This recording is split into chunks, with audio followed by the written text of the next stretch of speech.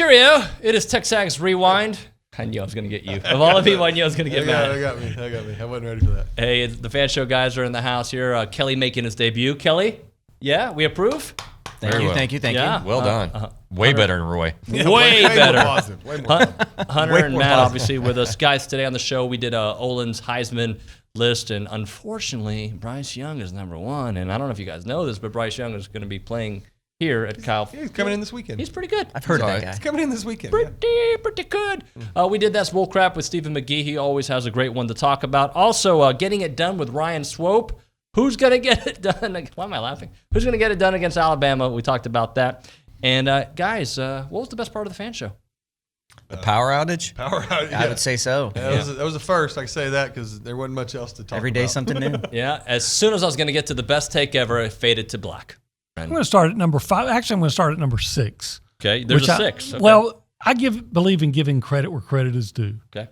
And I think Bijan Robinson at Texas is right on the cusp of being in my top 5. But and he's having a great year. But I want to see him do it against somebody besides Rice, Texas Tech, and TCU. Okay. So he's got that Oklahoma coming up this week. So good chance that I have to give him that kind of consideration. But number 5 right now, I've got bring back C.J. Stroud. He came back from injury. The Ohio State quarterback threw for 330 yards and 5 touchdowns in that blowout of Rutgers, which had only allowed 1 touchdown pass on the season before last week. He's thrown for almost 1,300 yards, 13 touchdowns this year. They could still end up in the college football playoffs. I expect them to. Yeah, if they went out and with C.J. Stroud, they're definitely better. Now, we'll see what happens with Oregon, though, because just for a quick second before we continue, I assume Alabama and Georgia are in as of today, right? Right. So that's 2 of the spots. Who else is guaranteed? Somebody from the Big Ten? Somebody from Big Ten, I would bet it'll be Ohio Iowa State. okay. So you and then is Oregon the 4th team, or are they have another loss coming up? It might be Cincinnati or BYU. Would an undefeated Cincinnati team and a 1-loss Oregon team, who gets it? Well, Cincinnati has that win over Notre Dame. But if BYU goes undefeated, check their schedule. They'll have like 8 wins, 7 wins over Power 5 teams. Yeah.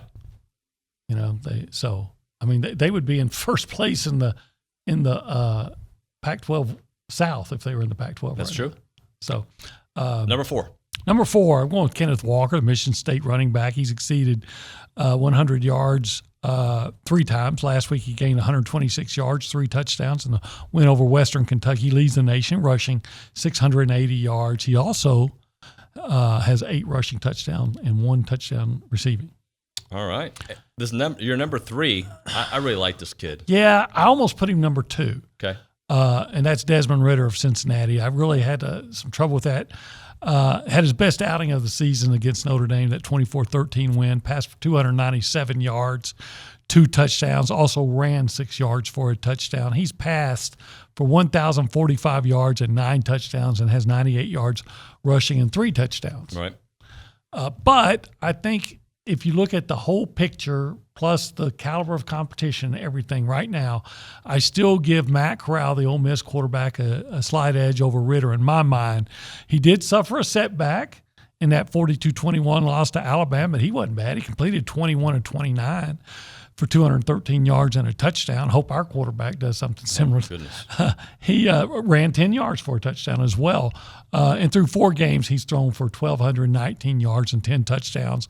And surprisingly, he's rushed for 161 yards and 6 touchdowns. He's a pretty good quarterback. Yeah. He is a pretty good quarterback. By the way, you're number 1. I'm not going to say book it like Tomas, but he might have to drop after what happens to him when he takes on that A&M defense. He might, but Bryce Young right now, I think it's getting to where it's his to lose. I think he has an undeniable lead. He had a strong effort in that 42-21 victory over Ole Miss, completed 20 of 26 passes for 241 yards and 2 touchdowns, and overall 1,367 yards and 17 touchdowns, just 2 interceptions this year. He's for good. the number 1 team in the country. So in your eyes, have you seen a progression? Have you seen improvement from Zach? Yeah, it's funny, Dave. Quarterback, it's such a finicky position, and from week to week, people's thought about you can change so quickly, right? And when you win, you get way too much credit, and when you lose, you get way too much blame. And I think Zach's unfortunately been on the recipient end of an unfair share amount of the criticism.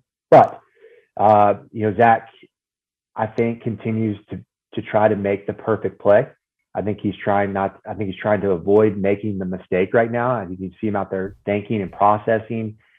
He's trying to take what Jimbo's taught him in the quarterback room and make it perfect on game day. I think what would really help him right now is just to free himself of all that and just cut it loose.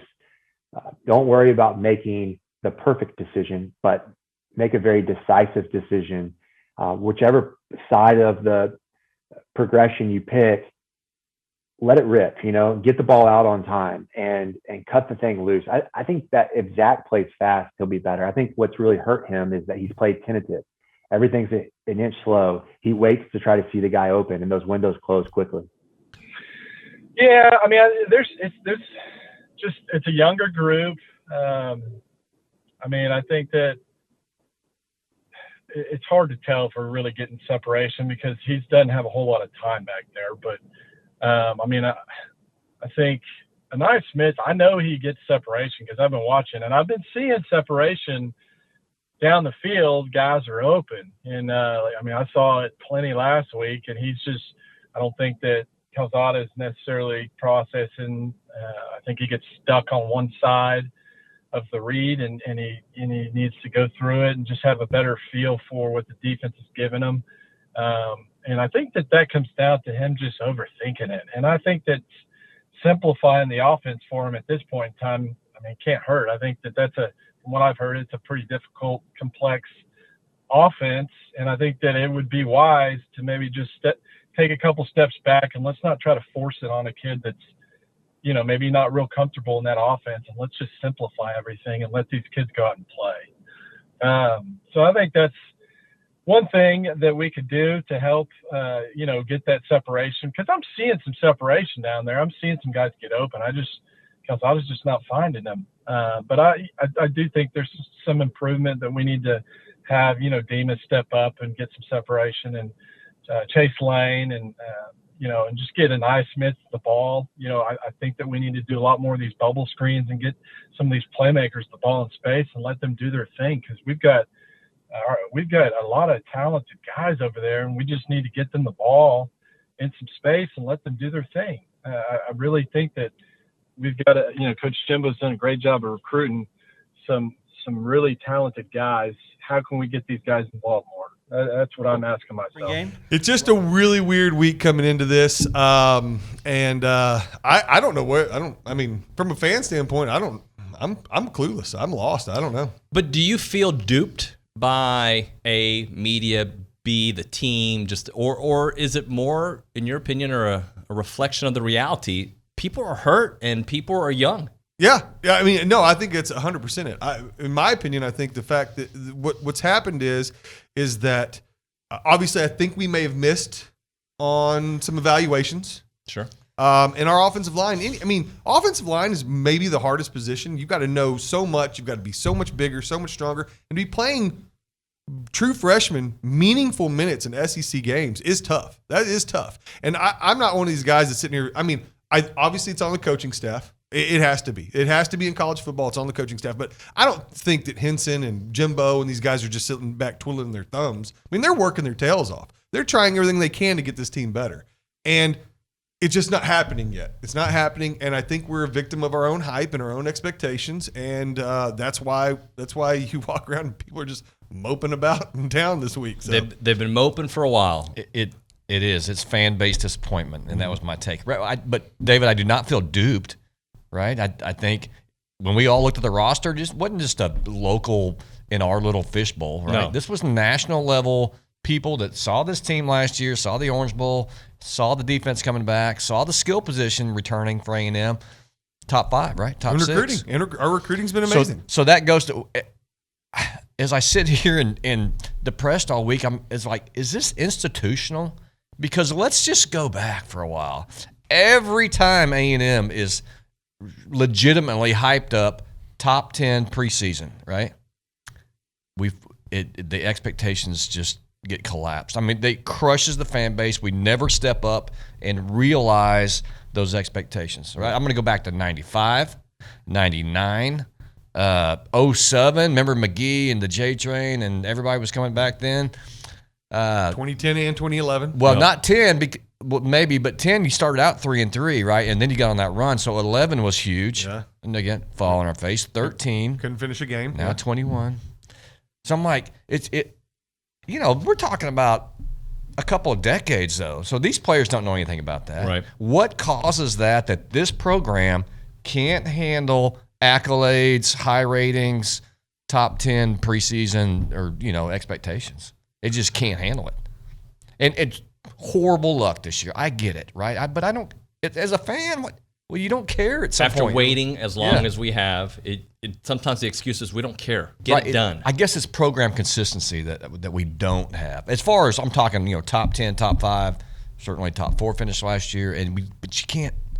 You can't do it once in a while. It's kind of like, why can other teams do it and we can't? Why can Bama replace 4 offensive? Now, I guess it's Bama.